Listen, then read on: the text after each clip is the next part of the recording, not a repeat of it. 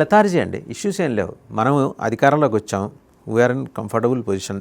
ఏమన్నా ఉంటే మోడీ చూసుకుంటాడు, ఏమన్నా ఉంటే మోడీ వీడియోలు చేస్తాడు, హారిజంటల్ చేస్తాడో వర్టికల్ చేస్తాడో అది ఆయన హెడేక్, ఆయన మాట్లాడుకుంటాడు, ఆయన దేశ ప్రజలకు సమాధానం చెప్పుకుంటాడు, మనం బిందాస్ కూర్చుందాం. అలాగే ఈ లెథార్జిక్ అప్రోచ్ అండ్ జవాబుదారీతనం లేని ఒక వ్యవహారం ఒకప్పుడు బీజేపీ ఇలా ఉండేది కాదు. 10 ఏళ్ళు మూడో తరం పవర్లోకి వచ్చిన తర్వాత తమకు తాము దైవాంశ సంభూతం అని బీజేపీ నాయకులు భావిస్తున్నారు. నాకు విష్ణుమూర్తికి ఉన్నట్టు 2 చేతులు, శంఖం చక్రం మనకు లేవు, కానీ ఆల్మోస్ట్ వీఆర్ ఈక్వల్. నేను విష్ణుమూర్తి ఒకటే అనే పద్ధతిలో వాళ్ళు మాట్లాడుతుంటాం. జనంలో అదే ఒక ఉద్యమం తరంగం జనంలోంచి వచ్చినప్పుడు దాన్ని అర్థం చేసుకోలేని ఒక భావదాస్యం, ఇవన్నీ కలిసి బీజేపీని ఈ ప్రజల ముందు బోన్లో దోషిగా నిలబెట్టాయి.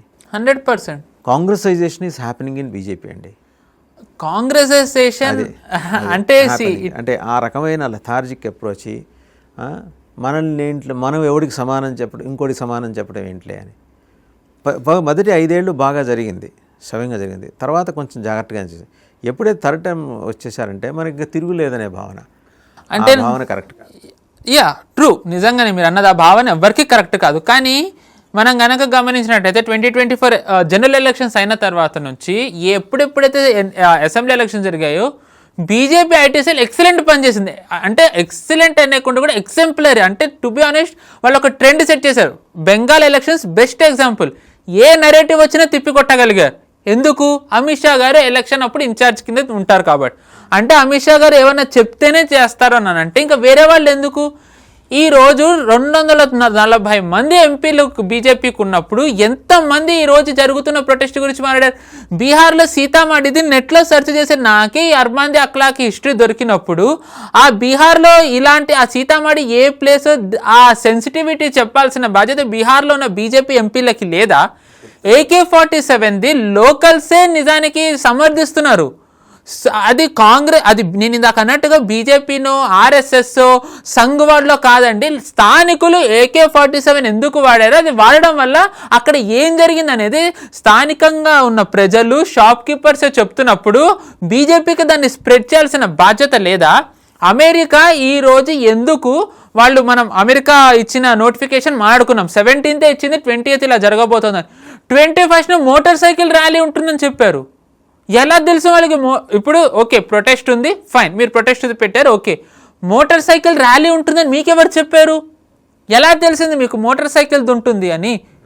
నిజానికి ఇలాంటి ఫారెన్ ఫోర్సెస్ కలిసి చేస్తున్న దాడులు, ఇక్కడ ఉన్న విపక్షాలు వాళ్ళకి సహకరిస్తున్న తీరు, ఇలాంటివన్నీ చెప్పాల్సిన బాధ్యత బీజేపీది కదండి. వాళ్ళు చెప్పకపోవడం వల్లే ఈ రోజు నిజానికి చెప్పాలి. ఇప్పుడు అందరూ కూడా నిజానికి ధర్మేంద్ర ప్రధాన్ ఇంత ఎక్సలెంట్, ధర్మేంద్ర ప్రధాన్ అంత ఎక్సలెంట్ మినిస్టర్గా అని చెప్పారు. నిజానికి ధర్మేంద్ర ప్రధాన్ మీద ఒక నెగిటివిటీ పీక్లో ఉన్నప్పుడే నేను మాట్లాడా, ఇక్కడే మాట్లాడాను. ధర్మేంద్ర ప్రధాన్ ఎలాంటి వ్యక్తి, ఉజ్వల మేనన్, ఇవన్నీ వీళ్ళు అప్పుడు కదా చెప్పాలి. వీళ్ళు అప్పుడు చెప్పకుండా ధర్మేంద్ర ప్రధాన్ రాజీనామా చేసిన తర్వాత ఆయన ఇంత గొప్ప అని అంటే చేతులు కాలేక ఆకులు పట్టుకున్నట్టే కదా. ఎప్పుడు ఇంకా బీజేపీ వాళ్ళు రియలైజ్ అవుతారు? అంటే ప్రతిదీ మోదీ గారే వచ్చి మాట్లాడేట్లుంటే అది వన్ మ్యాన్ ఆర్మీ కదా, ఇంకా వీళ్ళందరూ ఎందుకండి? వరల్డ్స్ లార్జెస్ట్ పొలిటికల్ పార్టీ అని బీజేపీ చెప్పుకునేటప్పుడు అంత పెద్ద సోషల్ మీడియా వాడుతూ ఉన్నప్పుడు ఆ సోషల్ మీడియాలో మీ నరేటివ్ని మీరు చెప్పకుండా, మీ నిజాన్ని మీరు బహిర్గతం చేయకుండా, మీరు అసలు ఏమీ మాట్లాడకుండా మోదీ గారు ఏమైనా పెడితే దాన్ని రీట్వీట్ చేయడం, అమిత్ షా గారు ఏదైనా పెడితే దాన్ని రీట్వీట్ చేయడం. రీట్వీట్ నేను చేస్తా, ట్విట్టర్ అకౌంట్ ఓపెన్ చేస్తే, దానికి బీజేపీ ఐటీ సెల్ ఎందుకండి? మీరు చేయొచ్చు, ఇక్కడ ఉన్న కెమెరా వాళ్ళు చేయొచ్చు. అక్కడికే వస్తున్నా, బీజేపీ ఐటీ సెల్ వాళ్ళు ఐ థింక్ ఎక్కడో మీకు ఫ్రీజ్ అయిపోయారు ఒక పాయింట్లో. ఎక్కడంటే 2024 దగ్గర ఫ్రీజ్ అయిపోయారు. ఎలక్షన్స్లో మనం గెలిచాం, ఏంటి మనం తిరుగులేని అమేయమైన శక్తి. End of the day your answerable to the public అండి. నువ్వు బీజేపీయా, నువ్వు కాంగ్రెసా కాదు. సో కాంగ్రెస్కి మీకు తేడా ఉంది అనే ప్రశ్న వచ్చింది. ఇక్కడ ఐటీ సెల్ ఏం చెప్పాలి? ఒక నెరేటివ్, ఒక నెగటివ్ ప్రాపగండా బలంగా నడుస్తున్నప్పుడు దాన్ని కౌంటర్ ప్రాపగండా చేయాలి. అసలు కౌంటర్ ప్రాపగండా చేసే విషయంలో బీజేపీ అంటే కేంద్ర ప్రభుత్వం వెనక, లేకపోతే పాకిస్తాన్ చేస్తున్న నెరేటివ్స్కి మనం ఎలాంటి కౌంటర్ ప్రాపగండా చేయాలి? నెరేటివ్ బిల్డింగ్లో మనం వెనకబడి ఉన్నాము, కౌంటర్ నెరేటివ్స్ ఇవ్వడంలో కూడా మనం వెనకబడి ఉన్నాము. లేదు, అసలు వెనకబడి ఉంటాం కాదు, అసలు టు బి ఆనెస్ట్ ఇది మనం ఎప్పటి నుంచో ప్రభుత్వాన్ని మనం ఎప్పటి నుంచోనే చర్చిస్తున్నాం, హెచ్చరిస్తున్నాం. కరెక్ట్. మొన్నటికి మొన్న మురీద్కేలో వీళ్ళు ఏదైతే ఎల్ఈటి వాళ్ళు మళ్ళీ రీబిల్డ్ చేసుకున్నారు ఆపరేషన్ సింధూర్ తర్వాత హెడ్ క్వార్టర్స్, అది మళ్ళీ మునిగిందండి. ఇండస్వరీ రెడ్డి మనం వదిలేము, చెనాబ్ వాటర్ వదలడం వల్ల అది మునిగింది. ఎంతమంది దీన్ని చెప్పారు? ఈ మామూలుగా దేదీ తూనే ఆజాదీ బినా ఖడక్ బినా ఢాల్ అన్నట్టుగా ఈసారి మనం మళ్ళీ సర్జికల్ స్ట్రైక్ చేసాం, Bina gun Bina fighter jet. అది ఎంతమందికి మురీద్కేలో జరిగింది తెలుసు? పాకిస్తాన్ వాళ్ళు మీడియా హౌసెస్లో చెప్తున్నారు ఈసారి మనం సక్సెస్ అయ్యామని. మనం సక్సెస్ అయ్యామని చెప్పి పాకిస్తాన్ వాళ్ళు మీడియా హౌసెస్లో చెప్తున్నారు ఇండియా సక్సెస్ అయిందని.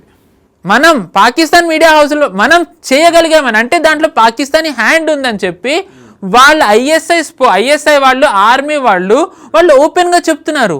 దీన్ని ఎవరి జనాల్లోకి తీసుకెళ్ళాలి? దీంట్లో ఫారెన్ హ్యాండ్ ఉందని విపక్షాలు దాంట్లో కలిసిన చైనా వాళ్ళ ఎంబసీకి సిపిఎం వాళ్ళు వెళ్ళారు అని చెప్పి, సిపిఐ వాళ్ళు సిపిఎం వాళ్ళు వెళ్ళారు అని చెప్పి ఎక్కడ బీజేపీ వాళ్ళు మాట్లాడారు. ఇప్పుడు ఇక్కడ కూడా భాగ్యనగరంలో ప్రొటెస్టులు జరిగాయండి, కాంగ్రెస్ది జెన్జీ ప్రొటెక్షన్. రేవంత్ రెడ్డి అన్నారు ఏంటి, రాహుల్ గాంధీ ప్రధాని అయితే కనుక జెన్జీని ఎడ్యుకేషన్ మినిస్టర్ చేస్తానని. ఇక్కడ ఎడ్యుకేషన్ మినిస్టర్ జెన్జీనా? తెలంగాణ ఎడ్యుకేషన్ మినిస్టర్ జెన్జీ అయినా? ఇక్కడ చేసి ఎగ్జాంపుల్ చెప్పొచ్చు కదా. కర్ణాటకలో జెన్జీ ఎడ్యుకేషన్ మినిస్టర్గా చెప్పొచ్చు కదా. కేరళలో ఒక జెన్జీని ఎడ్యుకేషన్ మినిస్టర్గా చెప్పొచ్చు కదా. ఇది నిజానికి ఎవరు తీసుకెళ్ళాలి? బీజేపీ తీసుకెళ్ళాలి. ఇక్కడ రేవంత్ రెడ్డి ఎడ్యుకేషన్ మినిస్టర్, రేవంత్ రెడ్డి తప్పుకుని వేరే ఒక జెన్సీని తీసుకురావచ్చు కదా. ఇలాంటి మాట అన్నప్పుడు బీజేపీ హిపోక్రసీ, కాంగ్రెస్ హిపోక్రసీ బయట పెట్టాలిగా. మాట మాడితే రాహుల్ గాంధీ ప్రతిసారి ఓబీసీలకు అన్యాయం జరిగింది, నీ కులం ఏంటి అని అంటారు. ఓబీసీలకు అన్యాయం జరిగింది, దళితులకు అన్యాయం జరిగిందని.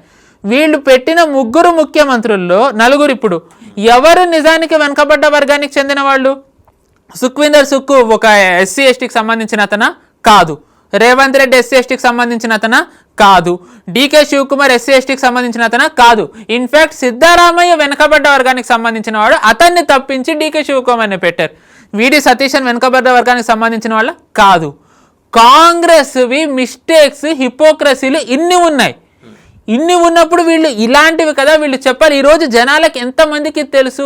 ఎంతమందికి ఈరోజు కేరళలో పేపర్ లీక్ అయితే జనాలను కొడుతున్నారు, జనాలను అకౌంటబిలిటీ తేవట్లేదు. పంజాబ్లో పేపర్ లీక్ ఎంతమందికి తెలుసు?